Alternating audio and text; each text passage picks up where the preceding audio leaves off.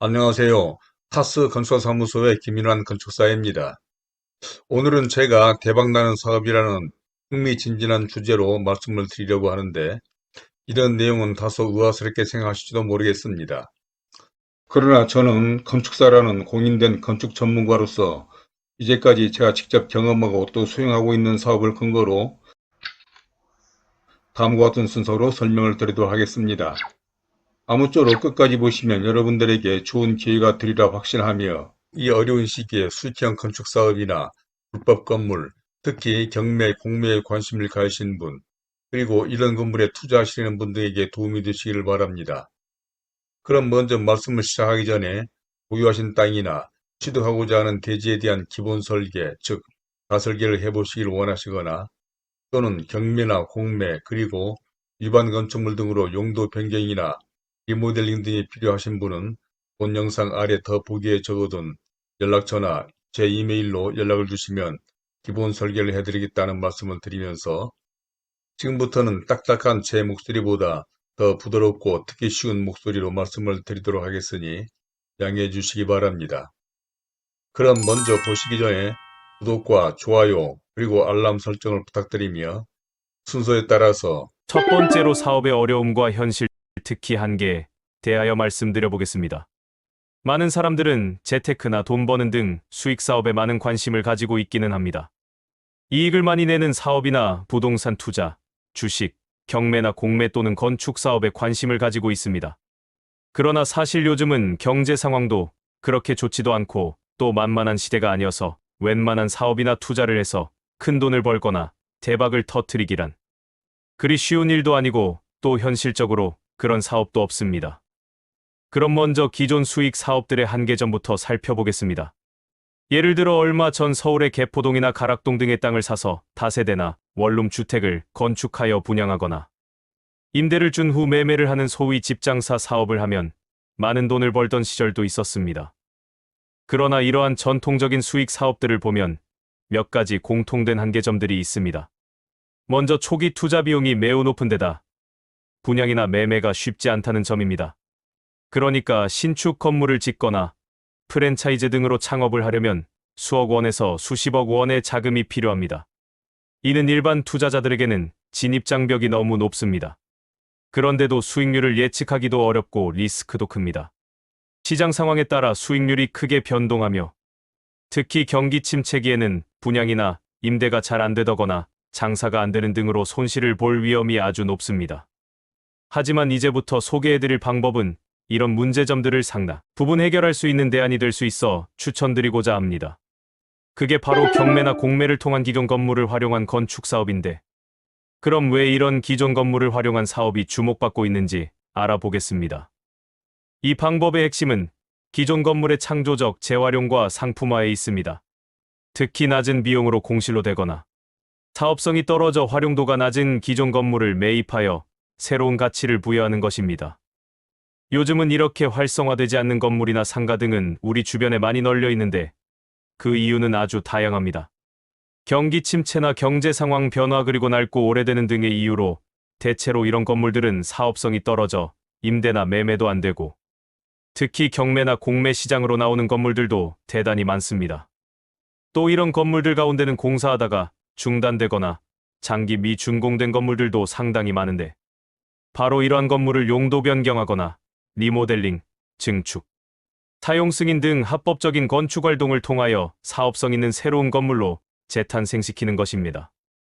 이는 아래에서 따로 설명하겠지만, 비싼 땅을 새롭게 사고 공사비가 많이 오른 신축 사업보다 많은 장점이 있는데, 바로 이런 건물에 활용하는 방법으로 먼저 기존 건물의 용도 변경의 장점부터 살펴보겠습니다. 예를 들어 구공장 건물을 문화복합 공간이나 상업시설로 변경하는 경우를 생각해 보십시오. 공장으로 사용할 때는 임대도 되지 않고, 임대가 된다 해도 월 임대료가 평방미터당 5만 원이었다면, 지역과 상권 등에 따라 상업시설로 용도 변경 후에는 평방미터당 15만 원 이상의 임대료를 받을 수 있습니다. 3배의 수익 증대 효과를 얻는 것입니다. 또한 근린생활시설 건물을 같은 업종군 의 근린생활시설로 변경하는 것도 좋은데, 예를 들어 구 학원 건물을 카페나 레스토랑으로 변경하는 경우입니다. 이는 비교적 간단한 절차로 용도 변경이 가능합니다. 다음으로 모텔이나 업무시설에서 근린생활시설 또는 주거용 건물로의 용도 변경으로 구 사무실 건물을 펜션이나 원룸, 고시원, 임대형 기숙사, 게스트하우스 등 주거용 건물로 변경하는 사례가 늘고 있습니다. 특히 역세권이나 대학가 또는 관광지 인근의 모텔이나 근린생활시설, 업무시설들이 대표적인 사례입니다. 또한 공업시설에서 상업시설로의 변경은 구 공장이나 창고를 문화공간, 카페, 체험시설, 전시장 등으로 용도 변경하거나 리모델링, 즉 개축 등을 하는 것입니다. 이런 공간들은 넓은 면적과 높은 층고라는 장점을 활용할 수 있습니다.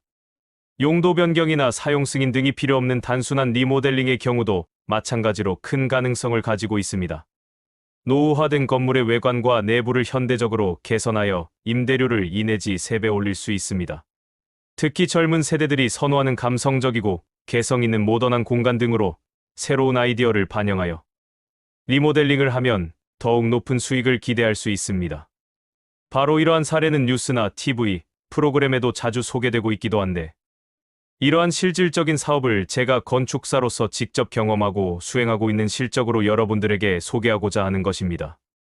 특히 이런 사업 가운데는 인구 감소 등으로 빈집과 빈 공장 등으로 골치를 앓는 마을이나 도시를 활성화시켜 재탄생시킨다는 데서 국가적으로나 건축적으로 대단한 의미를 가지고 있고, 앞으로 이러한 사업은 전만도 좋으리라 생각합니다.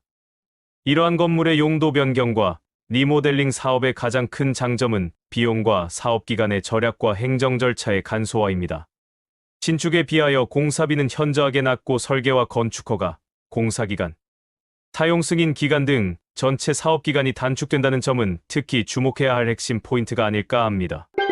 그러면 이번에는 세 번째로 구체적으로 어떤 가성비 높은 기존 건물을 찾아야 하는지 알아보겠는데, 이는 값싸고 유망한 좋은 물건을 찾는 것이 성공의 절반이라고 할 수 있기 때문입니다. 우선 위에서도 잠깐 언급한 바와 같이 최근 경제 상황 악화 등으로 사업이 안 되어 공실로 된 채 임대나 매매가 되지 않아 골치를 앓는 근생이나 업무시설, 건물 또는 모텔 등 기존 건물들이 아주 많습니다. 이런 건물들 가운데 입지 조건이나 교통 등 접근성은 아주 중요한 요소입니다. 그러니까 대중교통 이용이 편리하고 자동차로도 접근하기 쉬운 곳이 좋습니다. 특히 지하철역에서 도보 10분 이내 또는 버스 정류장에서 5분 이내 거리에 있는 물건들이 아주 좋은데, 이런 건물은 업종 선택의 폭이 넓고 특히 출퇴근하는 직장인이나 학생 등을 위한 임대용 건물로 용도 변경과 함께 리모델링을 하기에 아주 적합합니다. 다음으로는 주변 환경을 확인해야 하는데, 특히 상업지역이나 준주거지역 등 도시계획상 용도지역의 선택이 중요합니다. 그러니까 일반 주거지역에 비하여 상업지역, 준주거지역, 공업지역 등은 건축할 수 있는 건물의 용도도 다양하고, 1조권 적용이나 대지안의 공지 조항 등 건축 관련 법으로 유리한 점이 많아 용도 변경, 리모델링, 증축을 하는데 대단히 유리하기 때문입니다.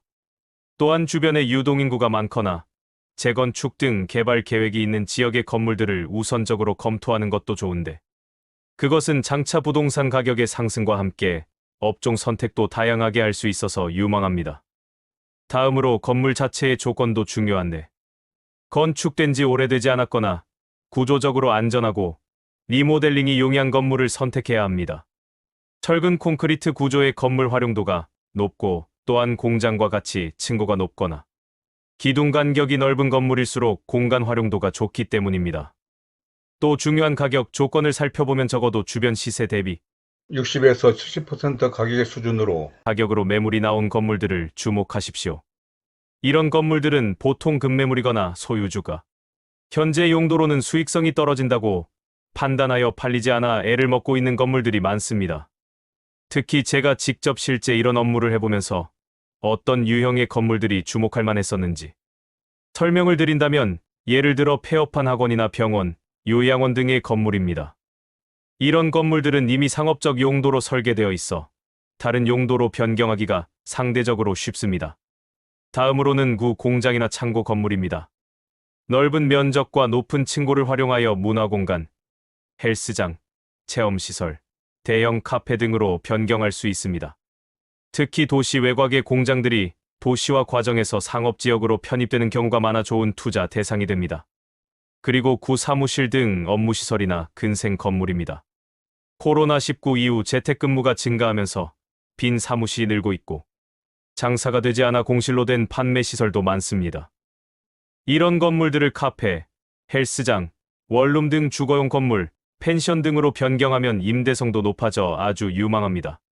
바로 이런 가성비 높고 유망한 물건들을 잘 물색하면 좋은데 이런 물건을 찾을 때는 부동산 중개업소뿐만 아니라 온라인 매물 사이트, 경매 정보 사이트 등을 종합적으로 활용하시기 바랍니다.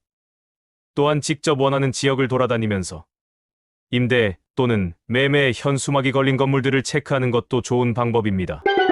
다음은 네 번째로 경매, 공매와 용도 변경, 리모델링 등 건축에 대하여 알아볼 텐데 시세 대비 저렴한 가격으로 가성비 높은 기존 건물을 취득하는 방법으로 경매와 공매같이 좋은 방법은 없을 것입니다.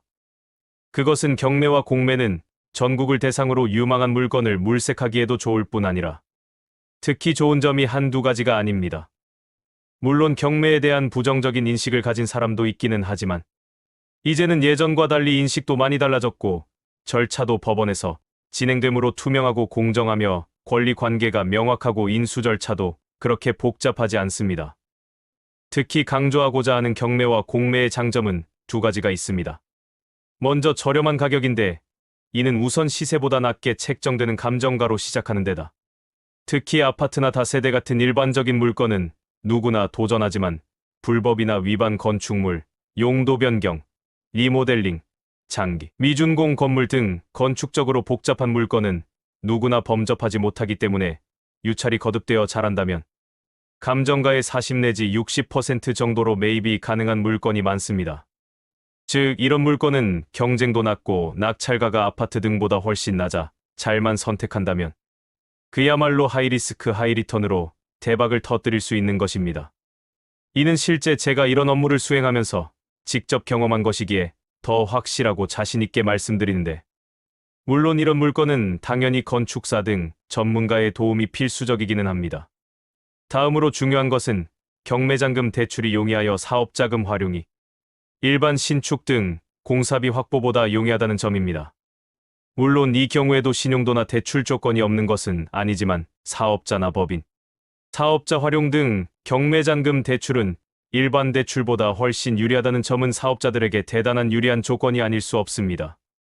이 밖에도 경매나 공매를 위해서는 좋은 물건 찾는 방법이나 건축과 관련한 사항, 그리고 권리관계나 임차인이나 점유자, 선순위, 권리자, 유치권자 등 파악할 것이 많고 건물의 상태나 현장 조사, 구조적 안전성과 용도 변경이나 리모델링 가능성 확인 등 중요한 사항이 많은데 이에 대하여는 그동안 본 채널에서 만든 이와 같은 영상을 참조하시거나 앞으로 이런 내용에 대하여 더 자세한 영상을 만들도록 할 것이니 관심을 부탁드립니다. 다음 다섯 번째는 이 모든 것을 종합하여 대박나는 수익형 건축 사업을 만들어가는 방법에 대해서 말씀드리겠습니다. 먼저 성공적인 사업 모델의 핵심 요소들을 정리해 보겠습니다. 첫째, 철저한 시장 조사입니다. 해당 지역의 수요와 공급, 임대료 수준, 향후 개발 계획 등을 상세히 조사해야 합니다. 둘째, 정확한 수익성 분석입니다. 취득 비용, 리모델링 비용, 운영 비용을 정확히 산출하고 예상 임대 수입과 비교하여 투자 수익률을 계산해야 합니다. 셋째, 차별화된 컨셉 개발 즉 상품화 전략입니다. 단순한 리모델링이 아니라 해당 지역과 타겟 고객에게 맞는 독특하고 매력적인 컨셉을 개발해야 합니다. 넷째, 전문가 네트워크 구축입니다. 건축사, 인테리어 디자이너, 시공업체, 부동산 전문가 등과의 네트워크를 구축하여 효율적으로 사업을 진행해야 합니다. 구체적인 사업 진행 단계를 소개하겠습니다. 1단계는 물건 발굴과 분석입니다. 경매나 공매, 일반 매물을 통해 투자 대상을 찾고 수익성을 면밀히 분석합니다. 2단계는 취득과 인허가입니다. 물건을 취득한 후 용도 변경을 위한 인허가 절차를 진행합니다. 3단계는 설계와 시공입니다. 과연 어떤 용도의 건물로 컨셉에 맞는 설계를 완성하고 시공업체를 선정하여 리모델링을 진행합니다. 4단계는 가장 중요한 엑sit 전략으로 마케팅과 임대입니다. 그러니까 관건은 구상하는 건물로 용도 변경을 하고 공사를 하는 것도 중요하지만 어떤 방식으로 투자금을 회수하고 수익을 창출할 것인지 잘 연구해야 한다는 것인데 이에 대하여도 제가 경험한 사례를 다음 영상에서 자세하게 설명드리도록 하겠습니다. 이제 마지막으로 이러한 사업에 주의해야 할 리스크 요소와 실제 대박을 터뜨린 성공 사례를 소개하겠습니다. 먼저 주의해야 할 점으로 법적 규제 변경 리스크입니다. 그러니까 기존 건물의 용도 변경이나 리모델링은 건축 관련 법규나 규정이 맞아야 하므로 이에 대한 명확한 정보를 확인해야 합니다. 사실 이러한 내용은 일반인으로서는 정확히 판단하기 어려우므로 건축사 등 도움을 받는 것이 좋고 다음은 시공 리스크입니다. 리모델링 공사는 신축과 달리 철거하거나 고치는 과정에서 공사비가 예상보다 많이 들거나 공기가 지연될 수 있습니다. 다음으로 임대나 매매 리스크입니다. 예상했던 임대료를 받지 못하거나 공실이 발생할 수 있고 매매가 생각보다 안 될 수도 있습니다. 이런 리스크들을 최소화하기 위해서는 충분한 사전 조사와 여유 자금 확보가 필요합니다. 이제는 성공을 위한 핵심 포인트들을 정리해 드리겠습니다. 첫째, 작은 규모부터 시작하십시오. 처음에는 소규모 물건으로 경험을 쌓고 단계적으로 규모를 키워가시기 바랍니다. 둘째, 지속적인 학습과 정보 수집이 중요합니다. 부동산 시장, 건축 관련 법규, 인테리어 트렌드 등에 대한 지식을 지속적으로 업데이트해야 합니다. 셋째, 장기적인 관점을 가지십시오. 단기간에 큰 수익을 기대하기보다는 안정적이고 지속 가능한 수익 모델을 만드는 것이 중요합니다. 이제는 이런 사업으로 대박을 터뜨린 성공적인 사례를 소개해 보겠는데 어느 투자자가 지방 도시의 모텔을 경매로 3억 원에 취득했습니다. 그런데 이 지역은 공단 근처로 근로자와 외국인 체류자가 많아 이 투자자는 5평짜리 원룸으로 용도 변경과 리모델링 공사하던 중에 공단 근처에 기숙사가 없는 부품업체에서 건물 전체를 기숙사로 매입해 감으로써 실제 낙찰가와 약 3억 원가량의 용도 변경과 리모델링, 비 그리고 세금 등 기타 비용을 제하고도 거의 4억 이상의 수익을 냈습니다. 그러니까 사실 이 투자자는 경매 입찰 보증금 3천만 원과 용도 변경 설계비와 리모델링비 3억 정도를 단 2개월 정도 투자하고도 이런 수익을 낸 것이니 이게 바로 엄청난 대박난 사례가 아니겠습니까? 또 어떤 투자자는 지방대학교 근처의 공사 중 중단되어 장기 미사용 승인된 도시형 생활주택을 2억 5천만 원 정도에 낙찰받았습니다. 그리고 여기에 대학생과 근처 직장인들을 위한 1.5룸 원룸, 도시형 주택을 약 2억 원 정도의 설계비와 공사비를 들여 새로운 건물로 만들었습니다. 이로 인하여 사용 승인 후 2천만 원의 보증금과 월 600만 원 이상의 월세 수익을 내고 있는데 근처 부동산에 의하면 만약 분양으로 돌리거나 통매매를 하는 경우 거의 10억 원 정도는 충분히 가능하다는 것입니다. 그렇다면 과연 이분의 실제 수익은 얼마가 되겠습니까?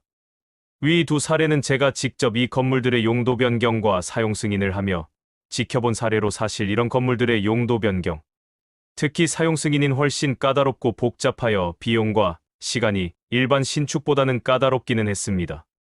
그러나 제가 평생 건축사로서 건축 설계와 건축을 하면서 일반 건축주, 건설회사, 시행사, 심지어 집장사 등을 하는 사람들의 건축을 해왔지만 이렇게 단기간에 엄청난 수익을 창출해낸 사업은 그리 많지 않았다는 것을 경험자로서 확실하게 말씀드리는데 사실 이런 사례는 더 많아 일일이 다 설명하기 어려울 정도입니다.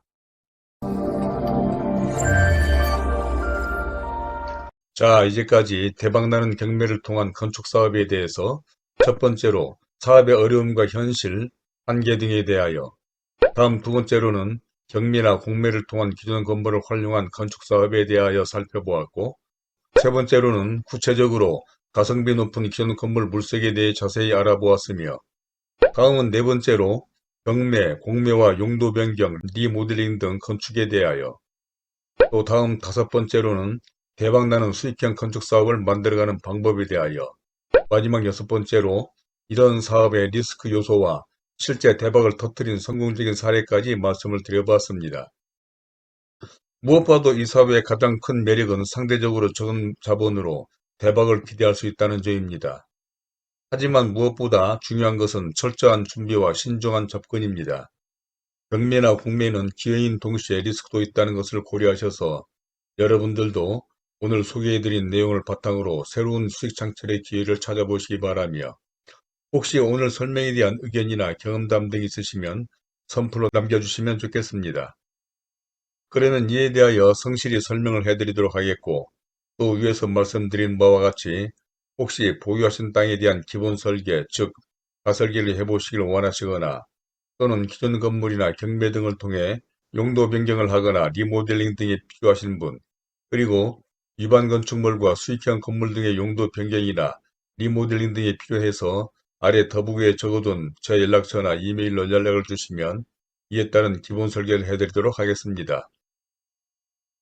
그리고 또 다음 영상에서는 오늘 말씀드리지 못한 부족한 부분들에 대해서 더 계속적으로 영상을 만들어서 설명드리도록 하겠으니 관심을 가져주시기 바라며, 구독과 좋아요 그리고 알람 설정을 부탁드리면서 오늘은 이만 줄이도록 하겠습니다. 감사합니다.